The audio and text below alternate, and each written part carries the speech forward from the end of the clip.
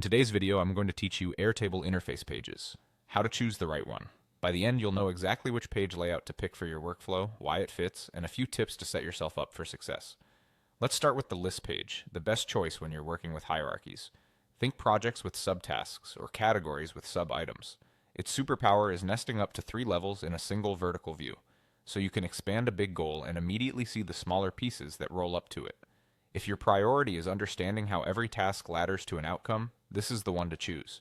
A tip here: keep your parent fields clean and consistent so nesting stays readable. If your data is visual, the gallery page will feel right at home. It displays large card-style tiles that spotlight images and attachments, perfect for creative assets, real estate listings, or an employee directory. When you need to browse by what something looks like rather than what it's called, gallery wins. Make sure your image fields are set as the primary thumbnail to get the most out of it. For workflows that move through stages, go with the Kanban page. You'll see vertical stacks that represent steps in a process, and you can drag and drop records from to-do to done. It's ideal for sales pipelines, content calendars, or hiring stages. Before you build it, confirm that your status field is single select and clearly named, so transitions are unmistakable. When dates and deadlines define your records, choose the calendar page. It gives you monthly, weekly, or daily grids, which is perfect for editorial plans, events, or resource scheduling. You'll want a dedicated date field for accurate placement. Color coding by type or owner can make busy weeks easier to scan.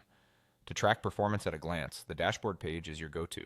It aggregates information with charts, number blocks, and pivot tables, turning raw rows into trends and totals like total revenue or open tickets. Keep it focused. Highlight a handful of metrics that answer the question, are we on track? When you need depth on a single item, use the record summary or detail page. It's a focused layout that shows every field along with history and comments, great for client profiles or detailed product specs. Group fields into logical sections so the most important details appear first. And if none of the templates fit, start with a blank canvas. This gives you total freedom to mix buttons, filters, charts, and forms into a bespoke tool, such as a lightweight time tracker or internal app. Begin with the outcome you want, then add components that support just that. Pick the page that mirrors how you think about the work, and your interface will guide your team effortlessly.